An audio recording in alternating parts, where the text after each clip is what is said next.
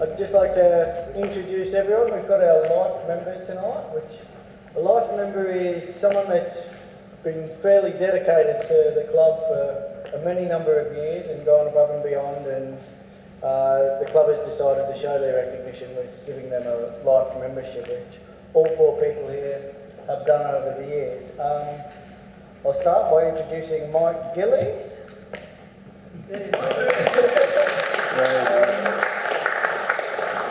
Mike is one of our founding members of the club in 1974. The club was founded, and is also a magazine editor for approximately 15 years or so. Century. Yeah. Then we have Peter Harvard. Yeah, the engineer. Peter was president from 1984 to 87, Motorsport Championship of 86. He's a well-known car collector of Brisbane and probably a bit further than Brisbane. A quick list of cars Peter's owned, or does own or has owned over the years: 91730, 959, Jägermeister 962, Carrera GT 904, Rothmans 956, Blaupunkt 962, and most importantly, owner of my dream car, Louisa PX 718 RSK. That's the best car on earth. That's Peter. And a 918 I'm sure there's a lot more on here that I've missed. Well, you've missed the important ones because you haven't got many 356s there, and they're the most important. Yeah. Next we have Peter Hayes.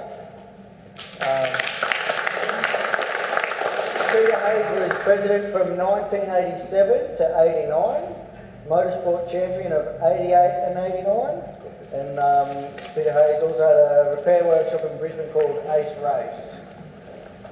Yeah, that's Peter. And number 4 we have Phil Hart down the end. He was president from 91 to 94, motorsport champion of 90, 91, 92 and 93.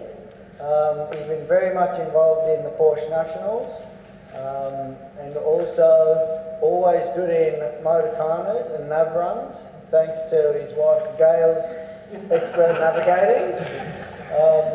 And he has also done many Target Tasmanias in his GT3. So that's Phil Hart.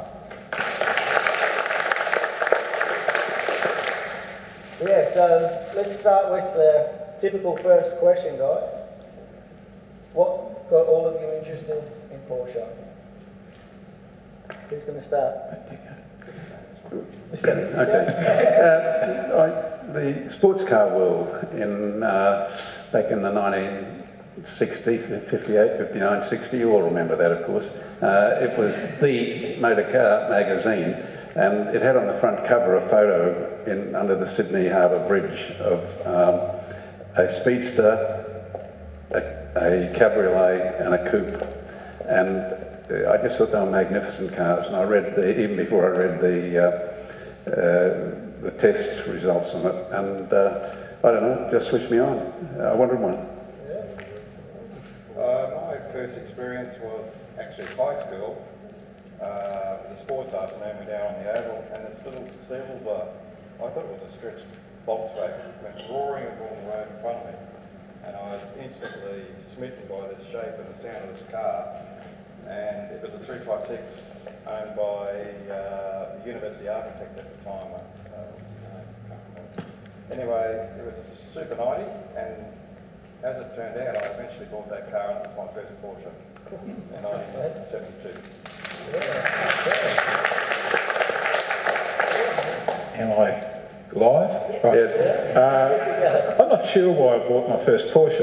I looked at an Alpha GTV first over at Toowong, and then Blair Shepherd's car yard, Performance Cars down at, it's gone now, it's a highway, near the hospital, this green 2-litre 911, 2.2 911E sitting there. 10,000, no, they wanted 12, and they claimed it was a 2.4, so when I proved it was a 2.2, I got it for 10. This is 1982. Price of the house then was about 50, so you can sort of equate if it was a good buy or not. I sold it to a club member who flew up from Adelaide after I'd mucked with it. I just ruined the car, but never mind. And it went back to Adelaide and I've never seen it again. So. Phil, what was it for you? No, I can definitely blame my father. My father worked for a finance company. When I was about 10 years of age, he brought home, it would have been probably 68, he brought home in the early 9/11, I don't remember what, but he only had it for a night, he had to take it in the office the next morning. Took us for a run around the block and that was it. It's like a drug, I was hooked, I had to have it ever since then. Yeah, that's all right. All right, we'll then go on to what was your first Porsche and how old were you when you got it? For me, I was 21 and I got a 356A, a white one, and it was just, you know, everything I wanted. Excellent. I beat Peter by 1 year. I was 20. I bought my 356B Super 90 Canary Yellow, as I just said before, in 1973. Yeah, but mine was in 1963. So I beat you, I was full on.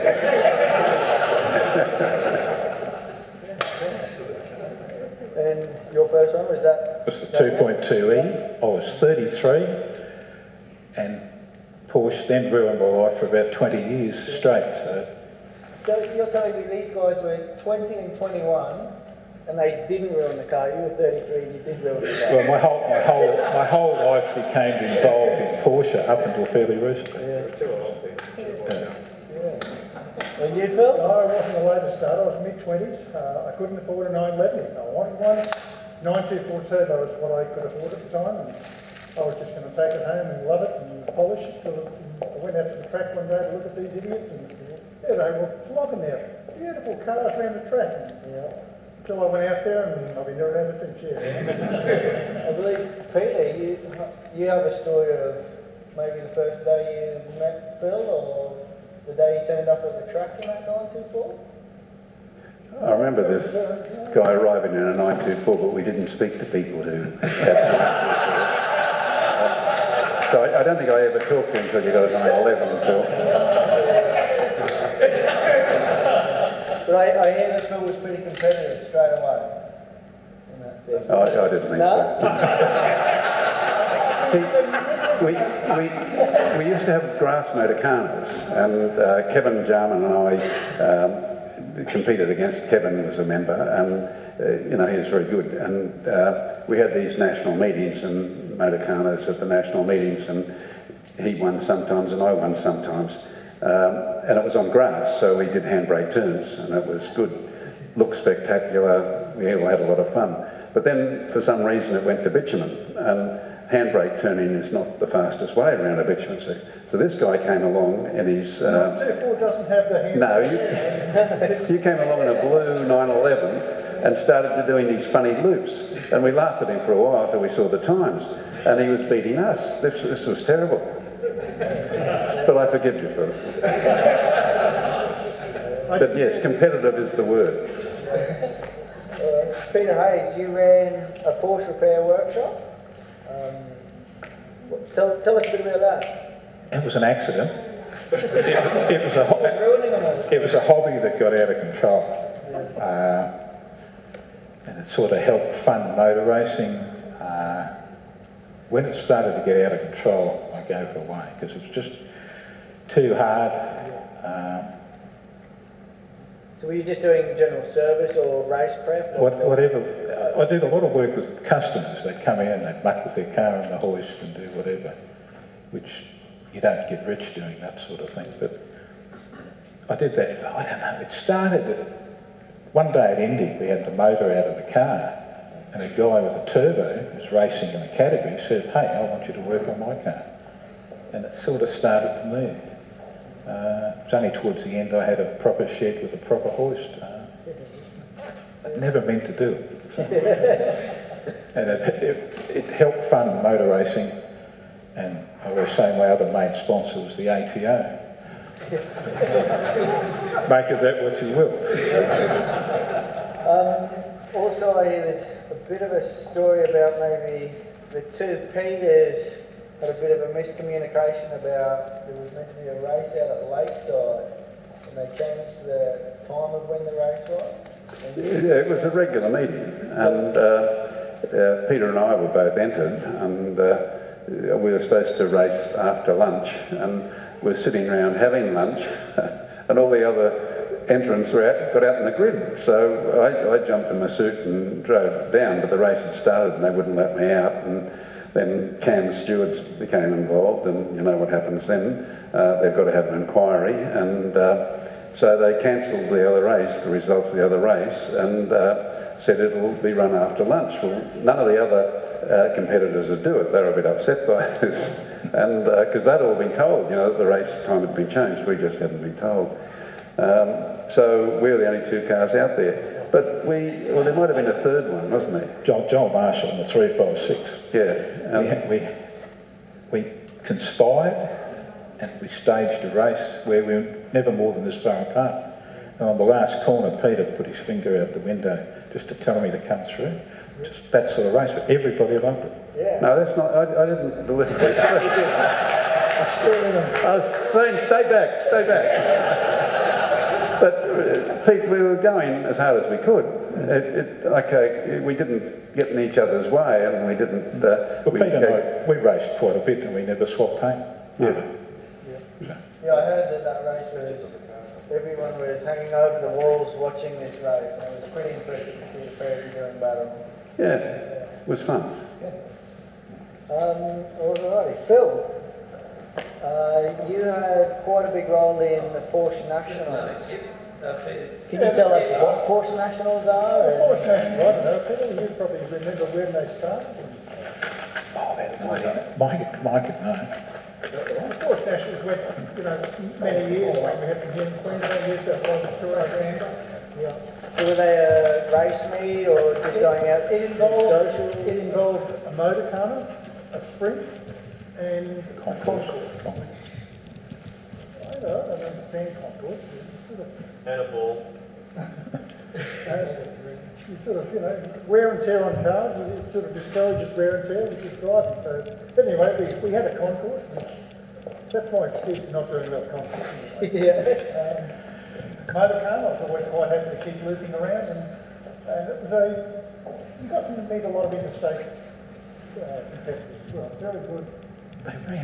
They ran for about 1980, I think. Yeah, the last one we had here, I believe, the last one was 1997, I believe. And after that, just disappeared and probably never took turn. No, good fun.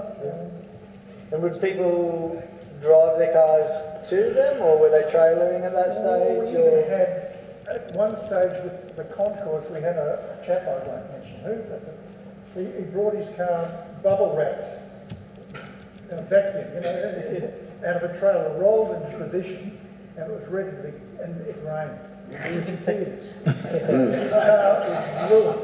Yeah. I was at Pebble Beach Concourse 2 years ago, and they all drive out, they've all got their tyres glad wrapped as they drive through the grass, so they don't get any blades of grass in the tyre tread, and then they take the glad wrap off, and then one guy actually ran out of petrol in his old 1915 early French car, ran out of petrol going on the golf course. The biggest day of that car's life, he ran out of fuel going on the field. A couple of things about nationals. I remember Melbourne Nationals, about 82. Peter was judging exterior, and it was a black RS. The guy was a male model. What was his name? He put a rose on it. Yeah, I was going to say that. He put a rose on it, and Peter docked him points for the red rose. It wasn't original. It wasn't original. How's this from memory? 1982, this one. I've got to say that those national meetings, and Mike went to the first one down in Albury, didn't you? You went to one before that. I went to the Fall Runner, which was in Adelaide in 1979. Yeah. And the three of us went down. And that sort of sowed the seeds for a national meeting, which was in Albury the next year. And, you know, it was a great social event, as Phil said. And I made so many friends over that period, and I still see those people today. In fact, one of them's coming back from England next week, and I think you're seeing him, Mike. A couple of weeks ago I was in Adelaide, and we stayed with Tim Linus, and drank copious quantities of wine. But you know, I still see these people now after sort of like what are the maths, but a long time ago. The thing that I found about having a Porsche is it's a bit like joining a family. And so sometimes you see a family member every week, sometimes you don't see them for years, and then, you know, they come back and it's just like it was before. And to me, having a Porsche has really been joining that family. Absolutely. Speaking about many years ago, we're going to talk about November 1st, 1951. The first two Porsches to be unveiled in Australia were a pair of 356s, a maroon coupe and a fish silver cabriolet. So that was 1951, and the club was founded... I wasn't there. But you were part of the founding of the club and that sort of thing. What was it that created a need for a club? Like, what were people looking for that they thought we need a club? And was there a lack of information that you needed to find other people? Basically, it was parts supply. Yeah. If you go before from 1961, in 1965, Tony Basile, I think Peter might remember Tony Basile. I remember Tony. He had a Carrera 356, which he raced at Lakeside now and then. He tried to get the club going about 1965, and it just didn't happen. And then 1970, there was a concerted effort to start the club, and they met at McDonald's car park, which is where the Carruthers Bridge goes into North Quay now. It was a department store car park, and it lasted 2 years. Still, we had no dealership or anything here. And then about 1973, Gus McClure became, and that was 1974. The club was officially founded in June 1974, and it just went from strength to strength after that. Gradually. Gradually. I think it was about 8 to 12 members originally, all mainly 356 owners. We were excited when one day when a what we call royalty, a 911 owner, joined the club. Then we got another one. It was great, but we all 356 owners really were waiting in the wings to own a 911.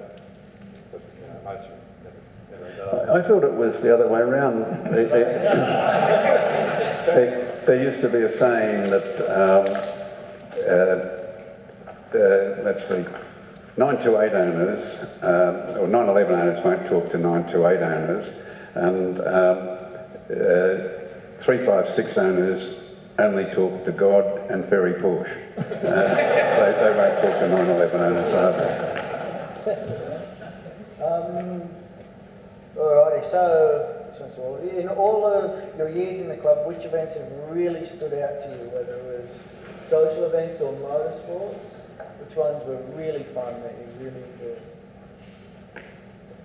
Stood out. Peter and I were heavily involved in the Nationals where he employed a computer timing system for the first time at Lakeside. Yeah. I saw him have a nervous breakdown on the spot. It was the most everybody else knew their times, but we didn't have a clue. But we had to start by a certain time to finish the race before a certain time or something. And we had to get the timekeepers because of this stupid computer to go up, and I haven't changed my opinion about computers by the way, to go up to the bus stop or something to do the thing from there, and they're wandering up and we're saying, come on, for God's sake, you know, so as we could start the race. But we ran a race at the national meeting that year, didn't we? That's right. And that was the start of Porsche Owners Racing Association, which started Porsche Cup and went on. Unfortunately, that played a big part in breaking up the national meeting because the competitive side got more involved in in the poorer side of it, and well, it made you poorer, but the racing side. Yeah. It's easy to make a mistake too when you're doing the Nationals. We had goodie bags at every Nationals, and people were desperate to find what they... I put in Joe for PM stickers in the goodie bag as a sort of a comedy routine. I had a Canberra bureaucrat come to me and try to kill me for politicising the Nationals. I just said it was a good souvenir. Never again. It's worth a fortune now, isn't it? I'd have to agree with the two Peters. I think the national meetings were probably the best things we attended or ever attempted to do or did. The particular one I liked was, remember Alan Hamilton was the Australian representative of Porsche before he went broke. He set up, he had a collection of race cars, the white plastic cars they were called. He set up Carrera 6, 908. Did he bring up his 917? Not the Brisbane, no. But he brought them up and ran them around Lakeside, and we had fun rides going around that, and he did some demonstration laps. And we were at the Gold Coast that year, wasn't it? I think we went up to Lakeside. At Lakeside we had It was a great meeting. Everyone had a ball. Corralson, I think, Gold Coast and Lakeside, and well attended. And those cars were the icing on the cake. I think. Just the sound and watching going around Lakeside. Yeah, he took the 917-30 over to the meeting in Adelaide, and he spun it down the straight with the passenger in it, down that back straight, which wasn't a straight at all. Used to have a corner in it, and she thought the passenger was a female, and she thought it was the most exciting thing, and I thought, God, you don't know how exciting that was. I think he took it out to Victoria Nationals. He took it to Calder or somewhere like that as well, and did some demo laps in it.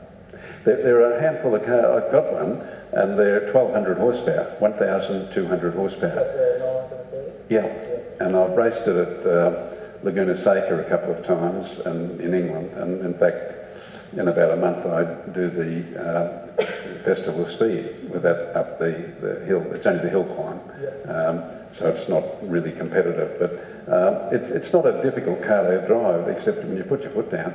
I mean, the thing, front wheels come in the air, it goes, it flies, but it's... No. He was driving on a good road on the weekend, wasn't he? Mark Webber, I think he was driving on a... 917-30. There was one there. I mean, they only made, well, the factory only made 3, but Alan Hamilton put that one together that he had, and I think that was the one that Alan Hamilton put together. He bought a bare chassis and made a lot of the parts himself, and Vassay Pollock did the other one. I'm fairly interested in them because I've got one of the 3 they made, which is nice. Yeah, I heard the engine is 700 hours to rebuild. I don't know. I've never tried. What about you, Phil? Best event? Look, I mean, I say best event. I mean, while the two Peters were off racing, I mean, socially, one of the things that really stands out for me are the Montrose home runs. Whereas Ringworld, I believe, that just, I mean, for quite a few years afterwards, I used to get a lot of the kids walk in, a lot of the time they'd wheel into work and remember it and say thanks. So, has there been any interesting changes in the club over the years? Did it start out as more... Well, if we got 20 people, if we had 20 members, we'd have 360 now. 500. 500.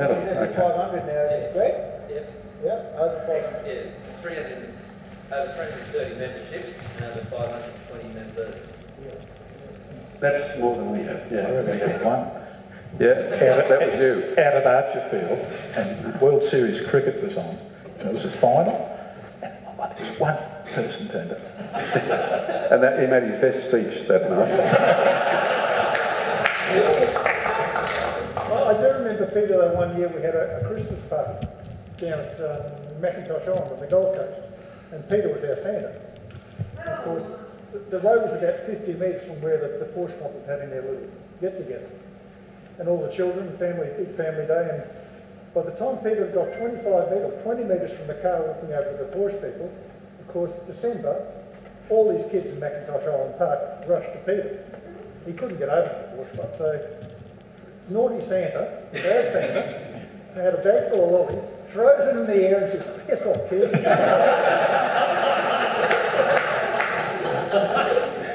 Yeah, I think the club's changed a little bit.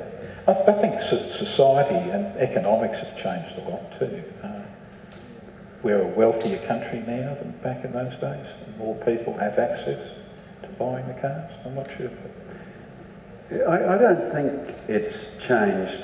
And there was that camaraderie that I was talking about before, back in those days. And I mean, to see these guys tonight, as ugly as they are, was really nice because, you know, we haven't seen each other for so long. And that's what I was saying before. It's like your family members that catching up again after years. And I'm sure that same feeling goes through. You really do join a family. I mean, here and overseas, I've got so many friends that I was fortunate enough to be there. And Wolfgang Porsche spoke, and there must have been he's Ferry's son, one of Ferry's sons, and there must have been 500 people there. And when he finished speaking, and he spoke beautifully about, you know, the feeling of being involved with all these people and the whole feeling of it, and he talked about times they knew that things were really tough for the family. They went close to being broke a few times, and anyhow, it was a very emotional speech, and at the end, 500 people stood up and applauded and kept applauding for about 5 minutes, and he was on stage, and he had, there was big screens around, and he had the cameras on him, and you could see tears start to come down his eyes, and he's pleading, please sit down. But, you know, that's what the Porsche Club means to millions of people worldwide. It's what it means to me. To come back here tonight, you know, I haven't been terribly active in the last few years, although you mentioned Motorcana before, except if I go, Phil will probably go and he'll beat me. But if you have a dirt one or a grass one, I'll come along. But, you know, to come back and be involved and see a lot of old faces is just wonderful to see. And that's what the Porsche Club means to me. Right, has any of you still have a bucket list Porsche thing you'd like to tick off? Like a Targa Tasmania, Bathurst, even just restore a car if you haven't done that before, buy one you've always wanted, or any other stories? I don't have anyone on Peter's finished with. Go ahead. I don't have anyone on Porsche finished with. So there's like drive around Nürburgring or any of those sorts of bucket list things? Divorces on the cars, I was saying. I've made promises I've got to keep. You've done quite a few Targa Tasmanias already? Been there, done that, yep. Wasn't it? I've done 6 Targa Tas, and I've been there, done that, and I'm happy with that. Bathurst next weekend, looking forward to that. That's always a bucket list thing, yeah. Yeah. Any big rallies around the world you guys go? Big in Paris, London, and Sydney? No, I raced in the Group C series in Europe for 3 years. Not every race, but I had a 962 one and then a different one. And that was thrilling. They're the Le Mans cars of the 80s. But Group C includes the Nissan, which were later, and the Mercedes, and they were quicker because they were later in the series of Group C, but very often they didn't finish. And so, you know, I managed to get a podium occasionally, just waiting for the others to drop out. That's the best way to get there. And that was... yeah, I don't know what I was doing, but that was a lot of fun. Just involvement with Porsche is a lot of fun. So being involved with Porsche, you guys were involved from 356s all the way through now. What are your thoughts on the Porsche brand at the moment as they venture into electric cars, 4 doors, 4-wheel drives? Is it still 356s? You know, it's become very corporate. Audi took over Porsche, and had they not done that, the marque might have disappeared. When Wiedeking took over Porsche before that, Porsche was on its knees, and he made a speech in Melbourne at the 50th anniversary, so that's 20 years ago. See, I can do mathematics. He spoke about the efficiencies they make, and they make this, and they have the efficiencies, and they do this, and they make the profit, and I thought, I don't know if this guy knows they make cars. He might think they make washing machines. He had no emotion. He didn't mention that a guy named Porsche started the damn thing in his backyard, effectively. And so, but had he not come in, the marque might have disappeared, and that would be a lot of marques have over the years. So I guess we've just got to accept that. The cars are incredible cars now, and you can't fault them, but they're not quite the same to me. As we moved from 356 to a 911, everyone went, can't happen. Then we went from 911 to a water-cooled, everyone went, now we're moving to electric. A Porsche is always going to be a special car. Just try restoring that in 30 years. There's also, kids nowadays are able to just buy a 3D printer, hook it into their computer and make whatever they want in their basement. So I reckon the technology will come along. So I'll restore 356s, and I don't want to restore one of those in years to come, that's for sure. I'd rather work with metal, but I think the technology might come along. But we're heading into the electric era. Yeah. All bets are off. Yeah. I don't know where we're going to head. Well, the Like I 918's said, got a divorce. the 918's electric. One of those. I drove past, there's a place, I have a house in Surrey, and there's in the village near where we live, there's a car place, and they had a big cars and coffee thing on, and I drove past it, and I'd switched it on to electric, and so I drove past silently, and you know, normally you'd go past it and rev it to give them, let them know you're there, but going past silently created more of a stir. But it's got a motor, and you can switch it on to motor only, and it really does go. But if you add the power of the electric, it really goes faster. You know, they're pretty special cars. So yeah, there's a place for electric, but it's not in a Porsche, really. Can I say that in the show?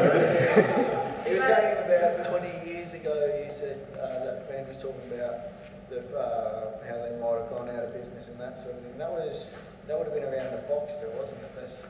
He brought in the Boxster. They say the Boxster saved. He brought in the Boxster, and the efficiencies were they used the same headlights and the same brakes and the same this, and so they could make two models with just the one production sort of stuff. Yeah. I think they said that Boxsters sold like crazy and kept Porsche afloat. Yeah, it did. And Wiedeking did save the company, there's no doubt. He got a bit brave and tried to take over Volkswagen, and they got strung out financially, and that's when Audi came in, and that's a long story, but yeah. So what do you all think about the prices of classic Porsches at the moment? Any stories of the cars you should have bought when they were cheap, and now you see what they're worth now? Phil was telling me about a 2-litre S before. You know, I just don't ever sell a car to Steve Foss. The last I sold him a 912 20 years ago. And every time it breaks down, he still rings me up for a warranty claim. Still there. So there was a man in Brisbane, I believe, bought a 356 Speedster for $7,500 quite a few years ago, and they're up $700 to $1 million for a nice Speedster, depending on what model they are. Well, all 356s are classified as the classic Porsche, and they just attract that sort of money. I helped sell a Speedster for a bloke who had a servo Toulon, got 10 grand for it. No motor, but 10. I thought, gee, whew, who's the idiot? Well, I played. And they were, that's a Cooper. They were in good condition, $100,000 now. Yeah, that was an over. Oh no, that was a big. Yeah. 2.5 million. Because I was looking on car sales last night, and there is a, what was it, a 1981 924. It is the cheapest car on car sales at the moment. It's down in Victoria, and it's metallic blue. Definitely didn't look like a genuine Porsche colour. It had an odd-looking matching blue interior that someone had put in at some stage, with silly steering wheels and this, and they wanted $10,000 for it. Sounds like your old car. There was those grass motor cars that ruined it as a concourse. So yes, 81 924 for $10,000. Is that going to be the car that we're talking about? The 7,500, 356? Is it going to be $100,000 one? Should we buy these things that are low? You should buy them all up now, Peter. There's probably somebody here I can offend, so I won't say. I used to have a list of the worst cars I've ever driven. Camira automatic station wagon, any Alpha, and I think you're talking about the other one. So it's... It depends who owns it. I mean, if it was owned by... If Steve McQueen owned it, it'd be worth a fortune. But then we're seeing 356s that are completely... Yeah, but that's different. But will with age, will the... No. No, it's not going to happen? No. All right, where we go?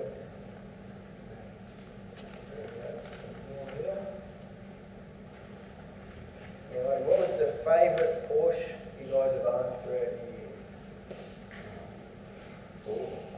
years? Anyone that's red. All the red ones. Peter was into concourse with his SC. Every year he'd get the front nose cone resprayed. Who's this? Stone chips gone. Where is that car? It's outside. Someone tonight, the gentleman with his hand up, he's got it. Come and see a photo of it. It's a beautiful He hasn't car. stoned it yet. It's what? No stones come from the audience yet. But owning a Porsche, you know, over the years, a lot of people have said to me, oh, should I buy a Porsche? And I say, no. Why not?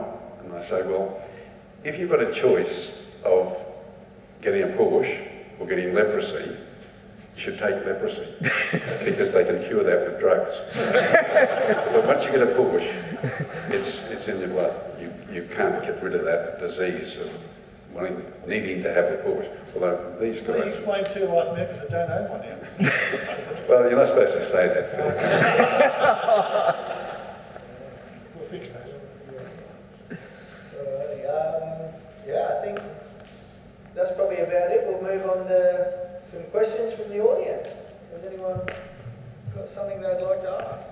All of them, or one of them, or? Summer I don't miss it. It's as hot as hell to drive.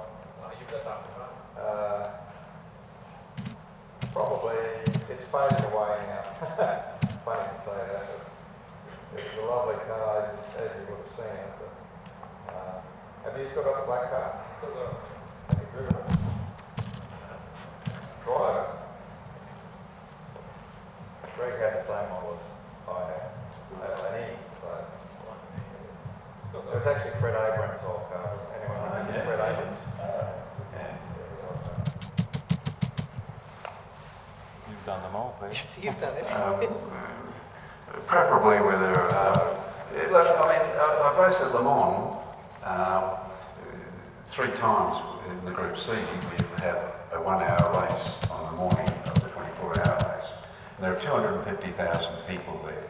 And, you know, I've never been good enough to be able to look at the crowd while I'm driving their car. I've got to look at the road. But the noise you can hear and the people, the atmosphere, to drive at Le Mans, I think particularly, it would have been particularly in the 962 era, that would have been incredible.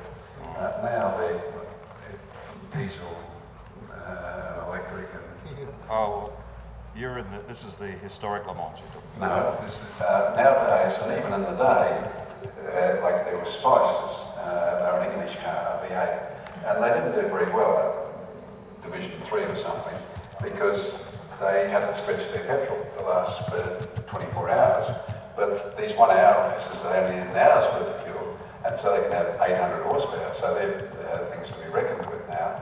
But the crowd loved it, and it was a thrill to be in it. Russ Cavendish, he raced in it a few times too. Russ, they're a group. In that era, the cars were called Group C. They had to conform to Group C. And that was the 1980s. And that's the 962 and the 956. Remember the Rothmans went 1, 2, 3 across the finish line the first time out? I can relate to that, Peter, because in 1982 I attended Le Mans and saw that happen. Did you really? Yeah. And, I was lucky enough to go into the garage at Porsche and I met Derek Bell and one of the German drivers, his name escapes me. But the setup there was fantastic. I think it was 400,000 people there. And they went across line 1, 2, 3. Yeah. It was unbelievable. Yeah. First time Porsche had done that. So that was the era, and, but they're still racing today with the same cars, and we have 1 hour races, and that's okay when you're in your 20s, but it's harder every year, and they're very physical cars to drive. Any races you still like to Bathurst would have been a good thing to do, I guess. It's a One more big- spot, isn't there, Kevin? I was sort of offered a drive in a Commodore 1 year, but it meant I had to sell the Porsche. It was Pinnacle Racing, I think. Alan Grice ended up driving the car. Peter came to a story one year and he'd been offered driving one of Brock's cars. I think the figure of 70 grand, you said? Yeah, I was offered, I think it was a sale, and it looked good, and so we did a deal, and my wife drove the other car home, and I drove that one home. And I didn't, one of my friends over there said to me the next week, I never imagined you with an electric car, and I said, I didn't either. But, you know, it was one of those things at the time that it's silver, and it's got a maroon interior, and that just looks so different. And sitting in it feels so good. I said, yeah, okay, that's good. Let's do it. But it's nothing you can chase, haven't been able to get? Not really. I mean, the 962s I don't own any now, but they're a fantastic car. The 91730 is an incredible car to drive. I mean, it was the fastest race car ever for about 30 years. Fastest race car up to that time. The 9718 is a fantastic, beautiful car to drive. But, you know, like, people say, what's your favourite? And I say, have you got kids? Which is your favourite child? You can't do that. You don't count.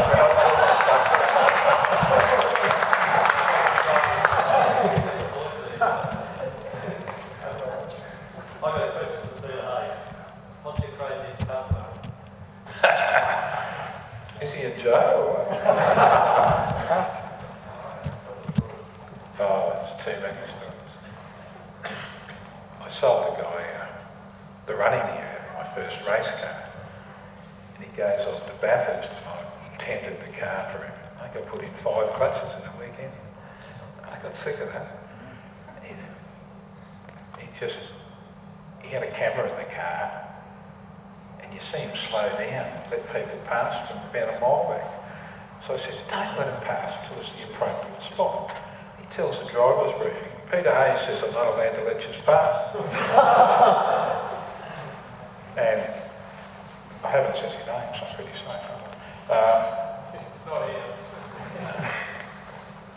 We were at Indy one year with the car, and his wife got to me in the lift and says, why isn't Frank up? Why isn't he winning? It's his first race meeting in a car that really wasn't much good. He spent more money on pizzas and beer than on the cars. Good guy. As long as he was sharing the picture. They paid me, but geez, it was frustrating. They could stand and fetch clutches from Sydney a couple of times. Anyone else? Any other questions? Anything you guys want to ask? Other than maybe I think it's time we organise another national or at least just a dirt motor car. Anyone want to loan me a car? There's only one problem in a dry summer in Queensland, a dirt motor car. When you park the car, don't park it on grass. It catches fire. Yeah, that's true. The waterfield ones don't do that. They catch fire with that. I do remember weekends away were always quite entertaining. I mean, Purdy one organised a weekend down to Team, and part of it he had a navigation part of things. And there were about 20 cars around Team that got hopelessly lost. There was cars going this way, that way. And of course, Gale had a reputation of being a good navigator. So every time I went this way, the car was coming this way. They'd let me U-turn. And after about half an hour, I had 20 cars next to me. Good weekends. Just a little story on Frank Purdy's name came up. When we first got the taxis, they stayed with us for Target, and he hired a magnet, and his navigator, and he were doing their pacing systems. So I was involved along in the back seat. It was not closed, the roads were open, and we're doing blind crests, passing people, and you do the stages. I better do it again. I didn't get it right. I survived this stage.